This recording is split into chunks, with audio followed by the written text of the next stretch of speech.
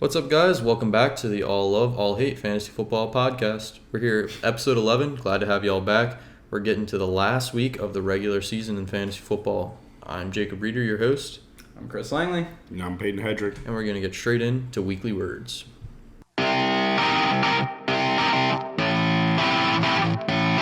So to start off weekly words this week, we're just going to jump into the game that's happening tomorrow night, which is Steelers and the Vikings. Vikings are going to be without potentially two key players. One's been ruled out. The other's ruled as questionable, though he's very unlikely he's going to play. Adam Thielen suffered a high ankle sprain last week against the Lions. He has been ruled out. That is a major loss, especially for people trying to get into the playoffs who might have him as a starting receiver. And Dalvin Cook, believe it or not, is questionable. He apparently practiced today, but he suffered an injury 2 weeks ago. It was a torn labrum, if I remember correctly. It was a shoulder injury. So it was torn labrum, dislocated shoulder. It was one of the two, if not a combination of both.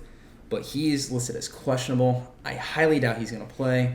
But if he does, then anyone who has Alex Madison on their starting lineup, just keep an eye out if Cook is active. Although I highly doubt he's going to be playing much if he is active. Mm-hmm. If I'm them, I would take it lightly with him because the Vikings are still in the playoff hunt despite losing to the Lions. Shout out to the Lions getting their first win.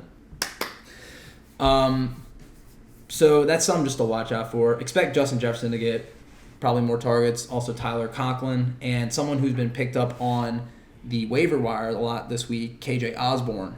Expect them to be more involved in the passing game. And Alexander Madison, if you have him, I would keep an eye on Dalvin Cook's stats. Hopefully you'll be able to start him. If not, immediately get him off your starting lineup because he'll only get you maybe 1 or 2 points if Cook is starting. What else we got? Just to go off what you said. 1 second.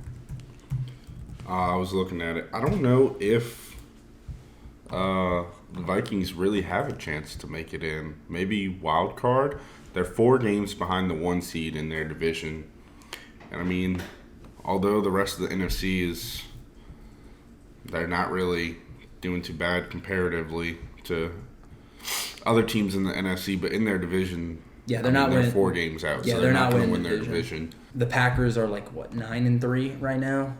So unless the Packers just absolutely flop, there's no way they're losing the division. So NFC, they are technically the 9 seed, if you want to bring it into that, and 7 teams will get in. So they still have a chance, I guess, yeah. They would have to pass up the Eagles and or the 49ers, Washington football team. So yeah, those are the guys that they would have to pass up. Yeah. Anyway, going off of that, some guys that are out with COVID this week. We got Mark Ingram out on COVID. He was placed on the COVID list. I'm pretty sure he is ruled out for the game. I don't think there's any way he can come back regardless of vaccination status or not. Also, Keenan Allen and Mike Williams were put on the COVID reserve list. There's a possibility that Keenan Allen can come back because I believe he tested positive, how long ago was it? 2 days ago, I think? Actually, it might have been yesterday. Maybe it was definitely, it was at least a day, at least. But we do know that he is vaccinated, and it's a possibility that he comes back, but not really likely. And Mike Williams is definitely out because we found that he is unvaccinated, so he'll have to sit the full time for unvaccinated players.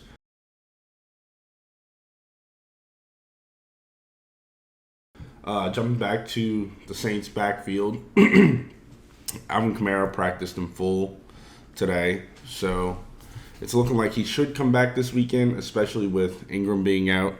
Yeah. They tried Tony Jones Jr. starting a couple weeks ago, and it really didn't go all that well. So I think they're going to try and push strongly for Kamara to come back. I'm sure he feels fine, and he'll be all right. I mean, if you've practiced fully today, he's more than likely going to come back, unless he suffers like he re-aggravates his injury. Yeah, which, I mean, I assume practicing in full for a guy that's been hurt, they probably still kind of not getting banged up as much as a regular practice. He probably is being pretty monitored. So right. I'd say he's definitely well, not definitely going to play, but I'd say there's a pretty good chance that he plays. Yeah. He's definitely going to be in your starting lineup unless you hear otherwise Sunday morning or something like that. Yeah, especially, again, because we mentioned it's the last week of the season. This is like the make it or break it for a lot of people's teams, both in real life and in fantasy. So these are definitely guys you want to watch out for because those guys can get you probably a guaranteed 20 points. Yeah. Which is key. Yeah, more running backs that are injured. Elijah Mitchell is in concussion protocol right now, so just be monitoring that. There's not a great chance that he plays this week. Yeah. And I believe Trey Sermon's on IR. Raheem Mostert's obviously been out. And Jeff Wilson might also be. I think he's questionable right now. Or inactive. He may be, but just be watching that team and see who the running backs are out and who they're playing, and then kind of choose your poison. It should also be mentioned Mitchell got an MRI on his knee. I want to say yesterday. So he's dealing with two things. He's dealing with some irritation in the knee. So with all those running backs, though, out, there is one guy who's hopeful to play, and he could be the running back if their running back room is that injured. Deebo Samuel. I'm hopeful that he plays also for my fantasy team, but he's looking good to be back. I just obviously watch. He didn't practice today. But he's done weeks this season where he didn't practice and still played in the game. So plus, Kyle Shanahan, the head coach, came out today and said they're expecting him to practice tomorrow. Yeah. Or they're hopeful he'll practice. Keep watching it. Last week without Deebo, Kittle went off. So if you have George Kittle and Deebo isn't playing, be ready for a big game. But other than that, you called it too. You said it was either going to be Kittle or Ayuk last week. So nothing else going on with that team. But yeah, and they also signed Brian Hill off waivers, I believe. So yeah, potentially it could just be like a complete mix-up at running back with the 49ers, which we're used to, honestly. So we'll have to wait and see. Another guy injured, Logan Thomas, who's on IR again now. That's big. Out for the season this time.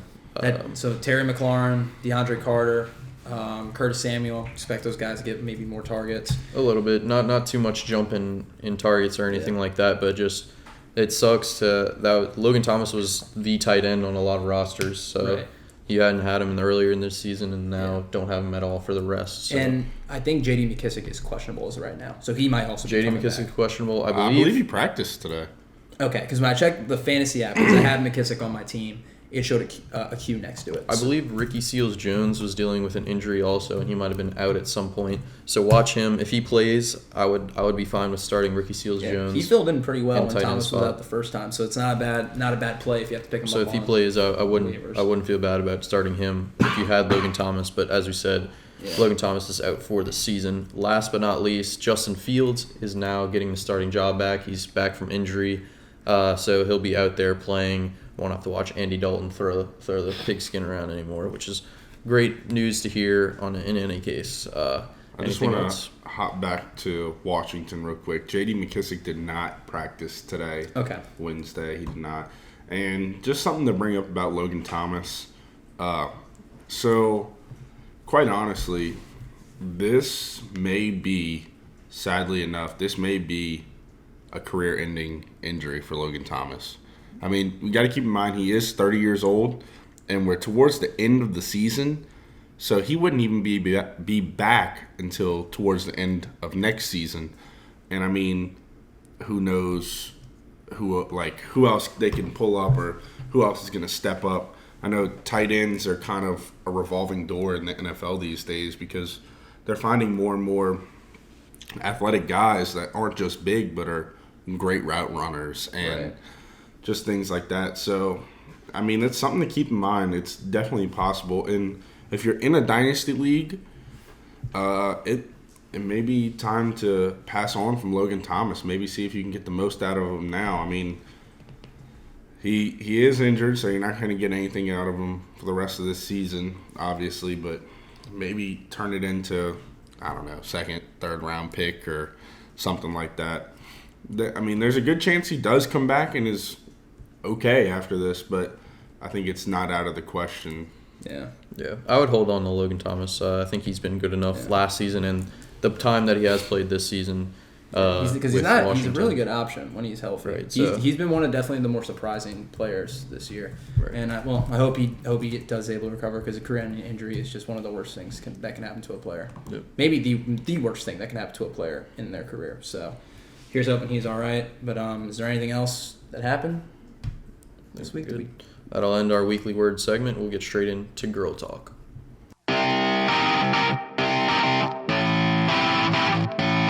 So to begin, right now in our current Dynasty League, 6 teams have officially cemented their spot in the playoff. You two are both in. I've already been eliminated. Let's just move on from that. So as of right now, there's 2 people vying for the last spot, and that is Sierra and Amani. At the moment, Amani has the advantage in their tie. I want to say because she beat Sierra head-to-head. Mm-hmm. So for Amani to get in, it's winning it. Win, and she gets the final spot of the playoffs. And she'll be facing, more than likely, you, the opening round. If she loses or ties because of the tiebreaker scenario that we have for her having a bye week, along with the 2 other teams in our league that do have them, if Sierra wins, she's in. So who do you guys think is going to get that last spot? Like, who do y'all want to see? I mean, as you said, Amani doesn't really have too much tough of a test. I think she has to score like 92 points or something like that this week to get a win on her resume. So she's got a pretty easy, or at least should be easy. The past few weeks from most teams haven't been great. Looking at point spread, I've been doing pretty well, but most other teams haven't. So it might not be the easiest thing, but it should be there. Sierra has to beat Logan, which he's a pretty solid team. Didn't play well this past week, but it could go either way. Yeah, it's been very up and down this season. Payton, who do you think is going to get in? I think Amani will get in. The last 3 weeks where most teams struggled, she scored 112, 148, and 130 in half-point PPR. And she's got some guys on her team that have kind of been playing pretty hot, like Leonard Fournette. We saw an amazing game from him. Deontay Johnson has been playing well. I think he scores at least 9 points per game. And he looked like it was going to be rough for him last week, and then towards the end he pulled it off. So, I mean, who else? T. Higgins having 2 100-yard receiving games in a row. So, which is key considering he was under in the depth chart Jamar Chase for a good portion of the season. Yeah, so I think her team's pretty hot right now. I mean, it's nothing crazy, obviously. That's why she's in the position she's in. But, yeah, 92 points, if that's all she has to get, I'm pretty confident that she'll get that. Yeah. Now, you mentioned a few minutes ago about how a lot of teams have been not doing well the last couple of weeks. There's definitely been one team that's been benefiting from that for sure. We still have an undefeated team in our league somehow after 12 weeks, 13 weeks? 13. 13 weeks. And that would be our buddy Ashton. He is 11-0.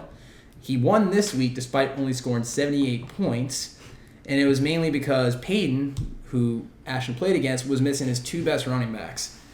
And Josh Allen did not have a good game in a Patriots and Bills matchup that only saw Mac Jones throw the ball 3 times. Yeah. It was that game was rough. If anyone watched that game, it was a good. The one thing that was good about that game was the Manning cast. That was it. So with this luck, though, I mean, do you guys think Ashton's going to even make a far run in the playoffs, especially considering he's now without Derrick Henry and Chris Carson for the season, and he's going to lose Adam Thielen for potentially a couple weeks in the playoffs, and he because of a rule we made due to him picking up Elijah Mitchell on the waivers, he's also not going to be able to play Elijah Mitchell the first week he plays, which will be the semifinal round. How do y'all think he's going to do?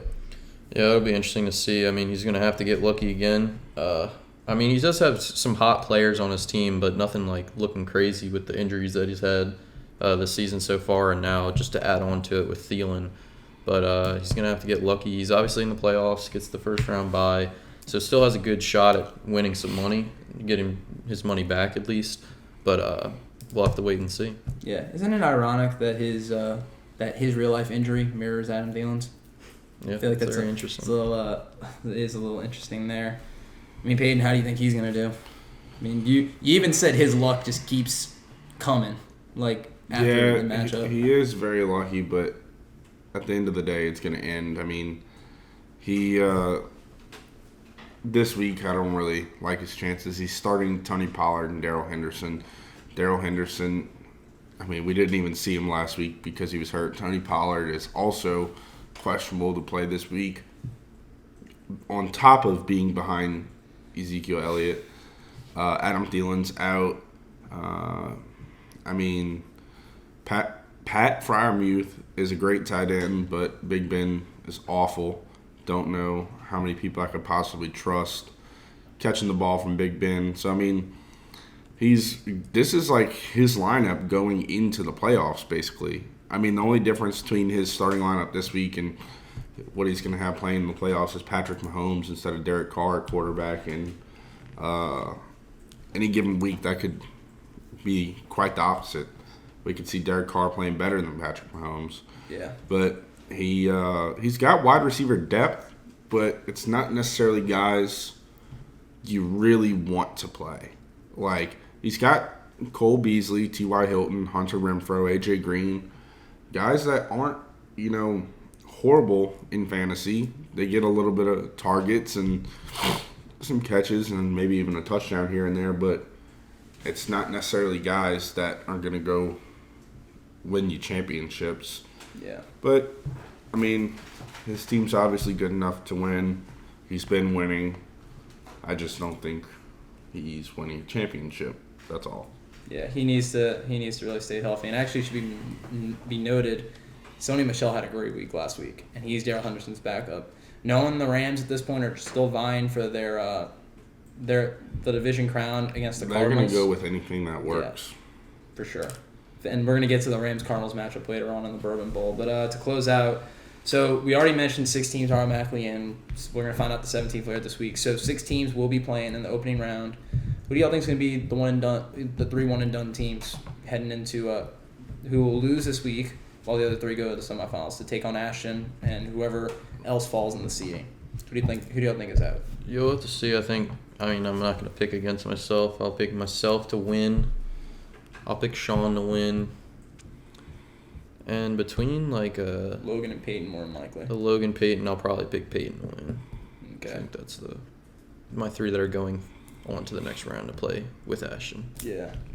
I'm going to probably agree with that. The only matchup that I think could be interesting watching is Sean and Trey, because you just never know. Yeah. Sean's team has been hot, but there's also been a lot of weeks he's not looked good. Right. So it is, although he's more than likely getting Aaron Jones back, like the full force, which is key because he was starting backup running backs the entire season. But because he has one of the best receiving cores in the league, it definitely was helping him. Right. Peyton, what do you think is going to happen? If we're going from the current projections, which they quite honestly shouldn't really move, maybe just the first couple people, considering Sean and Jacob are tied. If somehow they lost this week and I won, that would completely change everything. I would jump all the way from 4th to 2nd because of head-to-heads, I believe. I would think so. I beat both of them, and they may have just passed me up on total points for the year, probably in the last couple weeks, considering my team decided to fall off the face of the earth. But I would say with this current projection, if I'm playing Logan, definitely going to beat him. Sean versus Trey is going to be very interesting, along with Amani versus Jacob, because they just played and it was a matter of less than a point that game was separated. That game, both of these games are just going to come down to which team has, a guy that has his week. Right. Whether the painted dogs being Jacob, if Jonathan Taylor goes ahead and scores 4 touchdowns, you're not beating him. If somehow, some way, going into the first round of the playoffs, Dalvin Cook is back. Dalvin Cook is out, and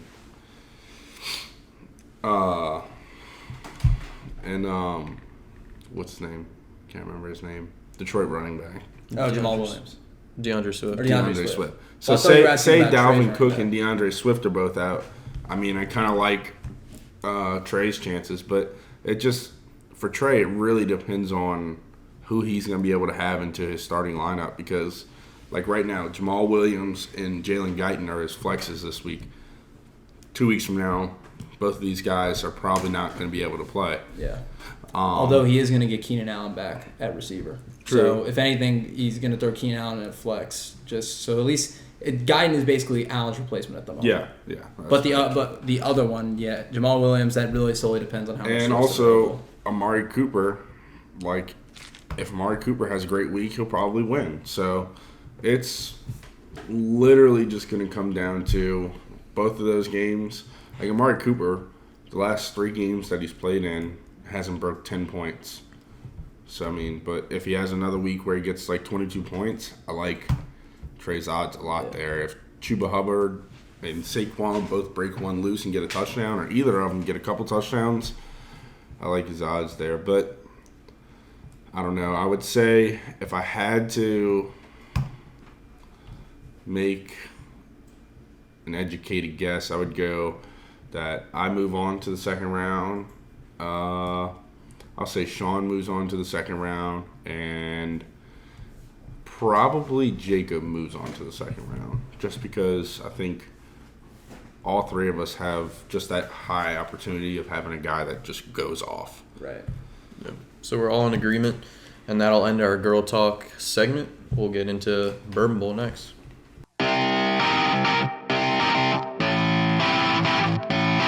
All right, open up our Bourbon Bowl segment. I'll go first. I'm going to take the Bills-Bucs game. I'm hoping that it's a large passing game. Unfortunately, the Bills didn't get to play in one this past week with Mac Jones against them only throwing 3 passes total throughout the entire game. The Bills threw passes, though. They did, I want to say, they did 10, 15. But it wasn't as much as usual, not as much as you want to see from Josh Allen, owner, and really just a fan in general. Not the most exciting game. But I'm going to take the Bucs in this one. The Bills have looked on and off the entire season, and the Bucs have been pretty steady for the most part. I believe he's going to have the Bucs are going to have most of their receivers playing. I'm not sure. Antonio Brown's still suspended. Antonio Brown's out, but other than that, they'll have their guys. Yeah, they still got Godwin, Evans, Gronkowski. Leonard Fournette's playing well. Gronk's playing pretty well. Gronk's playing very well. So I like the Bucs to win that one. Bills. You'll have a good game from Josh Allen, unlike last week, but other than that, not too much other I'm gonna agree with you on this one. I think the Bucs will probably win. I mean, Bucs offense is still looking pretty good despite them having a few questionable moments the last few weeks. I mean, that 3-yard pick six to Marlon Davidson last week, like right before halftime, was like, what are you doing? But I mean, Leonard Fournette's been the surprise of that team this year. Right. Gronkowski's still playing pretty well. He's the red zone threat for sure. Godwin just had a monster week, 15 catches for like 100 and some yards. And Mike Evans is still obviously a very reliable receiver. Yep. And let's not forget, the Bucs defense is still pretty good. They have one of the most. It's been rather quiet this year compared to the Patriots and a couple other defenses, but don't count them out. Their defense can definitely hold its own. And I think the Bills have just been too inconsistent the last few weeks. I think Bills will still put up a fight. I think it will be the Bucs. Payton, who do you got? I'm going to disagree with everything you guys just said. And I'm going to go with the Bills. The Bills are hungry for a win. They've had it pretty tough these last few weeks. Just poor mistakes all around. And, I mean, I know I keep saying it, but I think they're going to pull it together, and I think they'll win this week. It's going to be a hard matchup. But, I mean, if Washington football team can do it, Buffalo Bills can do it. All right. What you got with your Bourbon Bowl? So I'm going to go into the Washington football team versus Dallas Cowboys game. They will be matching up this Sunday at noon. I don't know if that's one that I'll be able to watch, but I'll attempt to. So Washington is currently on a 4-game streak. They could, some would say that they're a pretty hot team. Both these teams are in the same division. And Washington is 2 games behind Dallas. So this is definitely a big game for both teams. This is a chance for the Cowboys to pull away and win that division basically, or at least be pretty close to winning it.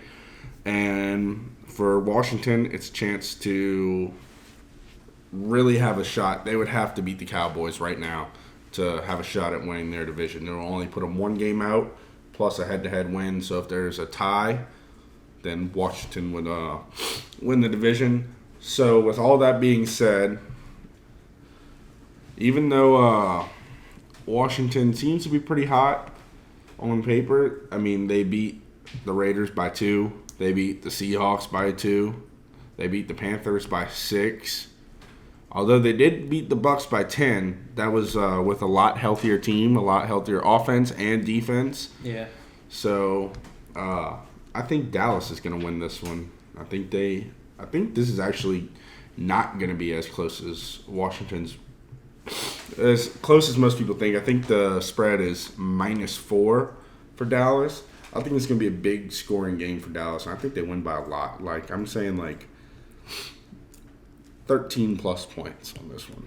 Yeah, I'm gonna choose Dallas too. Just like the air attack going there, and even though Pollard's questionable, I think they're just gonna run it down the throats of Washington football team without, I believe, Chase Young, Montez Sweat, I think is out. Just got some guys hurt, and they're hot, but they're not as talented as the Cowboys are, and I just think the Cowboys are gonna beat them pretty handily. Yeah, I'm going to agree with y'all.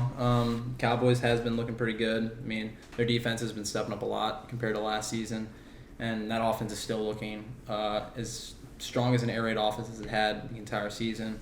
They should be back at full force outside maybe Tony Pollard next week. I think all their receivers should be back. And I'm going to get into this later in my hot take, but I do expect, the passing attack to be pretty deadly. Washington's look good, but I'm just like, at this point, if they don't beat the Cowboys, they're not winning the division. Unless the Cowboys just nosedive. So I'm going to go with Cowboys on this one, too. I think it's a fairly high likelihood Cowboys will win. Yeah. But it should still be a game. I think it'll definitely be one of the more exciting matchups this week, hopefully. I think it'll be exciting because CeeDee Lamb's going to score 4 touchdowns. Zeke's probably going to catch 3 or 4. They're just going to run circles around Washington's defense. But all those jokes aside, I don't think it's going to be much of a running attack from Cowboys with, like you said, Pollard being questionable, even though, he does rush the ball a dozen times a game maybe, which is a lot for a backup. But, as it's getting closer to the playoffs, there's some teams that have running backs or receivers or guys that are going to be big roles in these playoff runs that have little nagging injuries, just like Zeke. So for Zeke's sake, I would hope that they don't attack too much with the run game. Obviously, you have to use the run game to set up the pass game with play actions and screens and stuff like that. But I just hope they don't want to do, first, second, third run up the gut every single time. Although if they're up a lot, they're definitely going to have to start using the run game to kill time. So hopefully they just don't overuse it. Yeah. But, I trust them. I think they'll be fine. And if push comes to shove, maybe we'll see who their Cordell Patterson-esque player is on that team. I guess we'll see. I hope not. So, yeah, let's hope not. Well, if it's CeeDee Lamb, you'll be happy with it, right? Well, I guess. Fair enough. So to close out, I'm going to go to the Monday night game. That is the Rams versus Cardinals, as I mentioned in Girl Talk. That is going to be a big matchup this week. Not only division rivals, both teams are very close to one another in record. I think Cardinals are 10-2. The Rams are 8-4. So they're within wins of one another. And I want to say the Rams did beat the Cardinals earlier this year. The Cardinals beat the Rams this year. It's been flip-flopping between the two of them this season, and I'm going to double-check because I don't want to say something off the record or on the record that might be wrong. But they played earlier this year, and they the Cardinals won. So the Cardinals were 4-0. The Rams became 3-1. That's why it was a big game. Both teams are undefeated. So right now, the Cardinals have the tiebreaker. But if the Rams can at least win this game, they'll tie it up head-to-head, and it'll eventually go down to the division record, which I'm not 100% sure what that is at the moment. But back to the game at hand. Cardinals just got back Kyler Murray. He looks like he hasn't missed a step since his ankle injury. Offense still looks sharp. They've been without Chase Edmonds for a bit, but James Conner has filled in really well. Receiving corps still looks sharp. Defense still looks sharp. Rams, same thing. Matthew Stafford's still playing at a high level. Cooper Kupp I still think he's going to win Offensive Player of the Year unless Jonathan Taylor usurps him, which is possible. The one thing to watch out for, I guess, for the Rams is the running attack. I don't know if they're going to split touches with Michelle and Darrell Henderson Jr. if Henderson's active, which I more than likely think he'll be. And the Rams defense obviously still looks really well. It hasn't missed a step since 2018. I think they're still at a high level. But into this game, I think personally the Rams are going to win this. I think the Rams will have enough to be able to beat the Cardinals. And you know they're coming for this game. This is a must-win game for them if they want to have a chance at not only being the division champ, but the number 1 seed. Yeah. So it should be hopefully it's a good Monday night game. Because, this year, the Monday and Thursday night games have been really good. Probably the best season we've had of Monday and Thursday night games in forever. So hopefully it's another entertaining one, and I got the Rams to win that. Who do you got? Yeah, I'm going to pick the Cardinals. I just think they're going to outplay them. Kyler Murray's going to play well, and the defense will hold them in there. But, yeah, I'm going to take the Cardinals. Okay. Payton? I'm going to go with the Rams. I just think that they'll be able to figure it out this week. Their passing game and their offense as a whole is, it's definitely up there with one of the best in the league, if not the best. So you're going to need a big defensive game to be able to beat them, and I just don't see it happening this week. I know the Cardinals have been playing really well, but they have lost a couple guys on defense, and I think the Rams coaches will be able to find a way to exploit that between their many receiving options that they got. Yeah. And like you were saying about Darrell Henderson, I think that's probably going to be a split backfield this week, regardless of how Henderson's feeling health-wise. Like, as long as he's active, I think no matter if he's feeling like $1 million or if he's just activated, I think either way, no matter what, it's going to be split backfield. We saw Sony Michel play pretty well last week, and I think the Rams kind of had the mentality, like, if it ain't broke, don't fix it. So, yeah. Plus, I wouldn't be surprised if they flip the game script a little bit just to, mess with the Cardinals. Yeah. Sometimes you got to do that in order to beat an opponent, especially a division rival. So for sure. Yeah. But that will conclude this Bourbon Bowl.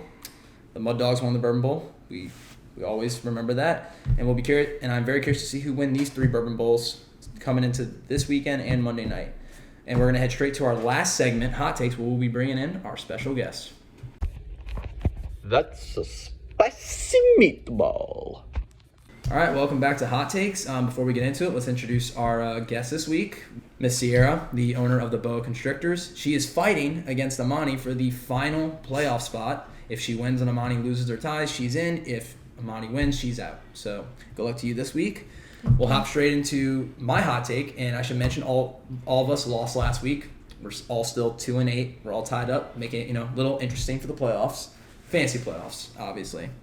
My hot take: bounce back to Payton's Bourbon Bowl, Cowboys versus Washington. Like I said, it's going to be an air raid attack the entire game. Dak Prescott throws 4 touchdowns.